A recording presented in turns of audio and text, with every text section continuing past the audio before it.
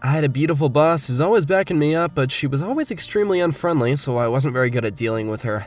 I ended up going on a business trip that was only going to last one day, but the bullet trains wouldn't go back due to incidental weather, so I had to stay in the same room as my beautiful boss. But I learned a surprising side of my beautiful boss that no one else knew, so I ended up in the same room as my beautiful boss who was unfriendly at a business trip.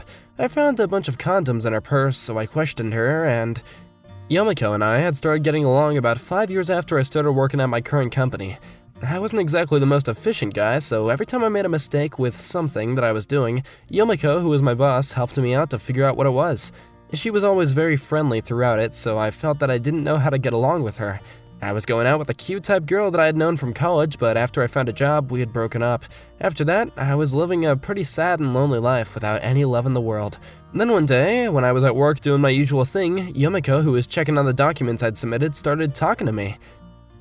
Ichi-kun, about the documents that I had you submit in a hurry earlier, the name of the clients that are handling this case is completely wrong. Can you fix it right away? I'm so sorry, I'll get it to you right now. It's these documents. Thank you. I took the documents and immediately was going to fix them when I saw there was a little sticky note that had the correct name tacked onto the documents. These kinds of little acts of consideration really make work so much easier than if I didn't have them. It's seriously a lifesaver. They're fixed, ma'am. Thank you so much for adding a sticky note just for my reference. Oh, you don't need to thank me for any of that. Just make sure that you be careful the next time, yeah? Right. She just told me it was fine and not a big deal before she went right back to her desk to work on whatever she was doing. She was still pretty unfriendly, huh? It was always super nice because she was helping me out when I screwed up, but Yomiko never said anything that wasn't work-related and was always focused on the tasks at hand. She was quietly working on whatever she had to be doing. She's actually very pretty too, but no one really talked about that because of how unfriendly she was. She was just someone that focused on her career and focused on work a lot. A lot of people just assumed that she had no interest in dating or marrying anyone. 1 week later, the section chief suddenly called Yomiko and I into his office and told me that we were to go on a one-day business trip. Let's do great work, Ichi-kun. Yes, ma'am. I'll do my best to make sure I hold my own. I didn't really have anything to talk about with Yomiko while we were on our way for the business trip, so I felt that things might get awkward. While imagining that, I could feel myself pretty down feeling. It's just work, that's all this is. I'm sure that Yomiko won't care in the slightest if we don't talk at all during this business trip, okay? We successfully finished our work-related tasks during this business trip, and we were able to get on the bullet train to head back to our hometown. And when we got to the station, though, we heard an announcement that the bullet train was unable to move due to inclement weather. I figured that I couldn't get back to my house tonight, so we were checking around to find any hotels with any open rooms that I could find. But we couldn't find any open rooms, so we were kind of just panicking when... Hey, I managed to get a reservation for one room, but I can't find another open room. What about you, Ichi-kun? Were you able to find another room? I looked around the different sites, but there was no rooms that were open right now, probably because of the weather. Oh, really? Well, if the bullet trains don't move, I suppose everyone is going to be thinking the same exact thing. Oh well, I guess we'll just have to stay in the same room together for the night. I'm so sorry, ma'am. Thank you for letting me stay. I decided to offer to carry her stuff as a small thank you. She quickly handed me her luggage, and we started walking toward the hotel in a hurry. I had to just quietly follow Yomiko while she led the march toward the hotel. After we got there, we just checked in and went into the room. I gave her the bag that I was carrying for her, but apparently she was exhausted because she accidentally tripped and dropped her bag. The bag completely flipped over because of that, and all the contents were strewn all over the bedroom floor. Amongst the contents of the bag, there was a box of condoms that had actually managed to burst out. I couldn't believe what I was seeing. I looked over at Yomiko, and she was a bright red, stumbling around trying to put away the condoms. It was the first time I had ever seen Yomiko like that, so I kinda wanted to tease her just a little bit. This is nice, but I can't possibly make any use of this. Don't look at this. This is, I was just drinking last night with Eiko, my coworker, but she got drunk and threw these into my bag. I don't get how you get drunk and you decide to buy a bunch of, condoms? I guess she's just trying to be considerate to me or something. She was worried because I have never really had a man. She thought that if I just carried it around, maybe I could be a little more aggressive towards men, you know? Do you want a boyfriend, Yomiko? Yes, of course I do. I'm sure the people at work probably don't see me that way, but I'm actually really interested in getting married and settling down. Huh? I didn't know that. I'm actually pretty surprised. I'm just going to be honest with you since it's already out there. I'm actually working hard to find someone to get married to. But I've never actually dated a man before, so I don't know how to deal with them, you know? I'm always just screwing it up completely. I see. Yomiko told me a lot about her private life, and I learned a lot of naive and kind of clumsy things about her personality. I noticed myself looking at her a little bit different than I did before. I could feel myself feeling more familiar and feeling more comfortable with talking to her. If you want, I can be the guy that you practice on to get used to talking to men. Huh? Really? I mean, that would really help me out a lot, but, you have to keep it a secret from everyone at work, though, 'cause it's embarrassing. Sure thing. I promise I'll keep it a secret. Thank you. You are so incredibly kind, Ichikun. I'm exhausted. Why don't we go to bed soon? Okay, have a good night, ma'am. Good night, Ichikun. After we finished talking, I had her use the bed and I went to the sofa to go and get some sleep. But my heart was pounding, so I wasn't actually able to go to sleep. Yomiko was so cute when she was all anxious and embarrassed. I couldn't stop thinking about that the whole night. After the business trip, we went into work and I saw her for the first time after the trip, but... good morning, Yomiko! Good morning. She was acting unfriendly again, almost as if nothing had ever happened that night in the hotel room. I would normally be a little upset after she warned me, but not anymore. I was smiling and thanking her for her criticisms, and everyone around me was looking at me confused. I was so happy to know that I was the only person that knew the truth about Yomiko. Yomiko came up to me during our lunch break, and... Would you like to get lunch next Sunday at a cafe? She quietly handed me a memo with that written on it, so I quickly gave her another memo written, "Sure, I'd love to," mixed in with some of the other paperwork. I can't believe I could have this kind of a conversation with her. Something about this is exciting. It was the Sunday that we had agreed on, and I got to the cafe that we were supposed to meet up when I saw Yomiko was already there with a seat saved for me. She looked a lot more feminine than usual, and I was really nervous to sit across from her because of that. I'd like you to tell me this if you don't mind, but how did you talk to men when you were looking for a significant other? It's going to get kind of long if I tell you everything, but I went to a matchmaking party and tried talking to a man that I was curious about, but I just couldn't keep the conversation alive. When I went to a different party, I wasn't able to talk during the limited time, so I just kind of bounced from person to person. I'm actually pretty surprised. When you're talking to people during work, you're always able to give directions without any kind of hesitation. I can't believe that you're not able to keep any conversation alive. I am always afraid that if I talk to them like I do at work, then maybe they won't like me. And when I think about how they won't actually take me seriously, I find myself choking even more. I see, but I think you don't need to try and force yourself to be someone who you aren't. You should try and find someone who's willing to accept you for who you are right now, you know? That's how you'll find your happiness with your partner. That's actually very true. Thank you, Ichikun. I want you to keep coming to practice. Actually, these little advice sessions with me. Yomiko had a bright red face with telling me that. Of course, ma'am. We traded our personal contact information for the first time and enjoyed our meal together while talking about nothing significant. Afterwards, we still had some time, so we decided to go to a movie theater together. I had asked her what she wanted to see beforehand, and she actually said she wanted to see a comedy film, so I was surprised, but as I was about to leave the exit after finishing the movie, someone ran into her from behind as it was crowded. Ah! Yomiko! I moved before I could think, and I caught Yomiko's falling body from the front. She's so soft. Both of us turned a bright red. We quickly backed away from each other and tried to pretend like everything was totally fine. We started talking about our thoughts on the movie as I was walking Yomiko to the train station. I was just wondering, would you want to come eat dinner at my house tonight? I was hoping that I could let you have some of my homemade cooking. Would you be interested? Huh? I mean, I'm really thankful that you would let me have that, but are you sure about that? Yeah, I want to know the flavor that a man would be able to enjoy. But are you sure you're okay with me going over to your house? Yeah, that's totally fine. I live with my younger sister, Beko. Which reminds me, Beko will also be eating with us. Is that okay? I don't really mind. I'm not exactly the shy type, so it's no problem. She gave me a quick look of relief before we changed plans, and started heading towards her house for dinner. We got to Yomiko's house, and she let me into her living room. Just like she had told me, Beko was there, so I greeted her, and when Beko's phone suddenly went off.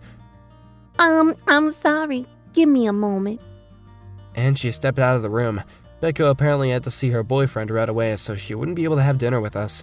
She told us sorry before running off to her boyfriend. Now I'm in a house all alone with Yomiko, and I'm starting to get nervous. I looked toward the kitchen and saw Yomiko was putting our food on the table for us, so I sat down and started eating her homemade meal. It's so delicious, Yomiko! I'm so glad.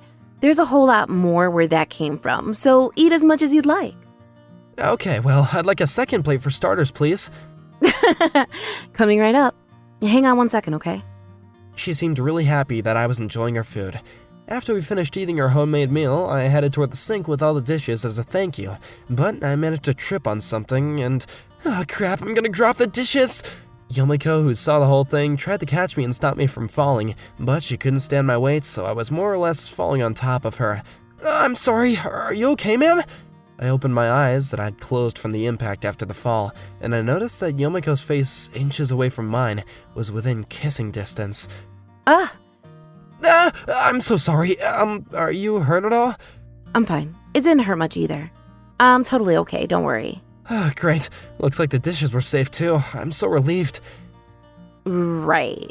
I pretended like nothing had happened and I picked up the dishes that I'd dropped to carry them to the sink, but my heart wouldn't stop pounding out of my chest. I need to calm down. Thank you for such a delicious meal. I loved all of it. I'm gonna be leaving soon now. Oh, okay. See you in the office next week. She walked me to the entrance and sent me on my way. I thought that was such a sweet and cute gesture as I started to walk on my way home. I was off on the day after, so I decided to go on another date with Yomiko.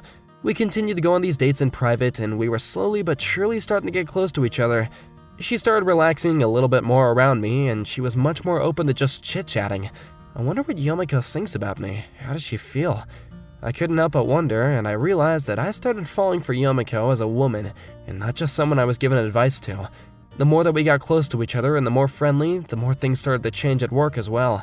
Normally, she was expressionless and unfriendly, but she seemed a bit more friendly, and so a lot of people around her were talking to her without much worry.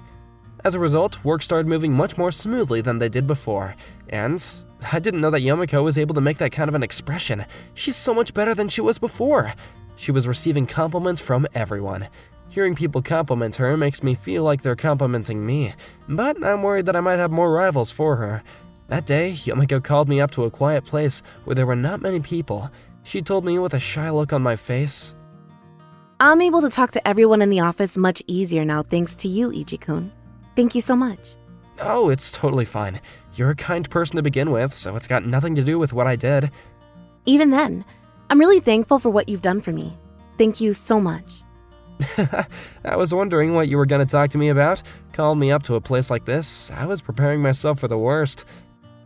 What did you think I was going to talk to you about, Ichi-kun? Well, I was kind of worried that maybe you had fallen for someone and that you wanted to talk about that. Right. I've got to take care of something with work, so I've got to go. See you later. Yomiko took off in a hurry, almost as if to run away. I was kind of excited that she might ask me out, but yeah, that's never gonna happen. That day, I went back to my house and I was organizing my feelings for her. At first, I was just talking to her so that she could get used to talking to men, and it was just some lighthearted chit-chat on the weekend, but now I really like her. But I don't have the courage to ask her out at all. Suddenly, there was a talk about how Yomiko was going to be promoted, so I was kind of upset that she was now even further out of reach for me. She was also somehow busier than she was already, so Yomiko and I weren't able to see each other as often in our private lives. That actually lasted for a month, too. Then one day, as I was going home from work, I got a message from Yomiko saying that she had something to talk to me about, and she wanted to see me on the weekend. I immediately replied yes to her. I can finally see Yomiko! I'm so happy! The day that we were promised to see each other, we decided to talk in a nearby cafe. Yomiko seemed so happy to see me for the first time in a while, but then… I actually tried to go to one of those marriage partner parties the other day for the first time. Someone actually messaged me saying that they'd like to see me again. I see. It's thanks to you, Ichi-kun. Thank you so much. It's totally fine. I tried holding back the choking feeling that I had and put on a calm face so as to show how I was feeling. Afterwards, we talked for a little bit, but I don't remember what we were talking about, to be honest. That's how shocked I was. Yomiko's going to date someone else at this rate. What do I do? I went back home, and even then I was still full of worry and doubt. I thought about what I should do, and I thought that I should at least get some good certifications for my job, just to make myself more confident. If I'm even a little more confident, then I might be able to ask out Yomiko. I was working towards my goals when Yomiko's best friend Ako started talking to me at the office. Ichi-kun, can you walk with me on the way home from work today? Just us? Huh? Yeah, sure, that's fine. It's about Yomiko. She seems to be really out of it recently. Huh? Really? Yeah, Yomiko used to always tell me about you like she was so happy to see you, that she felt so at home around you. Would you be able to figure it out and cheer her up for me? Of course, thank you so much for telling me about that. Maybe I was just being selfish, but I suddenly felt excited about that, and I made the decision that I would ask her out. The next morning, I saw Yomiko heading into work, so I ran up to her. Good morning, Yomiko! Good morning, Ichi-kun. There's something I would like to talk to you about on the way back home. Do you have any plans? No, I'm free. I should be good to do that. Thank you, then I guess I'll see you later. Yeah, see you later. That's how we made plans to hang out after work, but it almost looked as if she was a little happy. We got to the place where the two of us could talk quietly in private. I looked at her square in the face when talking with a serious look. I like you, Yomiko. I might not be much to you, Yomiko, but would you be willing to look at me as a man? Huh? I'm studying hard right now to get certifications. I want to be able to be a good enough man for you. I see. I actually started to fall for you the more I spent time with you in private too. Really? Yeah, but I want to get married though. I wasn't sure if you were interested in that kind of thing at all. I didn't know how you felt, so I was really worried. Then the guy that you were talking about before from the marriage thing? I haven't seen him once after that. I couldn't really give up on you, but I also couldn't bring myself to confess to you, so... Yomiko, I like you very much, and I would love to get married to you eventually. Let's start dating with marriage in mind. Yes, I'd love to. She grinned with a very happy look in her face. Can I give you a kiss? You don't have to ask. We pulled away from the kiss, and her face was bright red. That was actually my first kiss. I was completely shocked after hearing that. She was so cute, so I decided to ask her, hey, can we, use one of those things that you took to the business trip? Well, maybe if you pass the certifications, huh? Oh, right, I'm going to do my best. I gave Yomiko a big hug. She slowly wrapped her arms around my back too, so it really did feel like both of us loved each other. We started dating with marriage in mind, and the people at work were really surprised, but it didn't bother me at all. Afterwards, I was able to pass my certifications and use the goods on Yomiko. After Yomiko's work seemed to settle down a little bit, we got married, and I was able to move to a different apartment. Yomiko's now a stay-at-home wife and takes care of our two lovely kids. My life is seriously amazing. There are different sides to people, and not everything is like it is on the surface. That's why you have to not judge a book by its cover.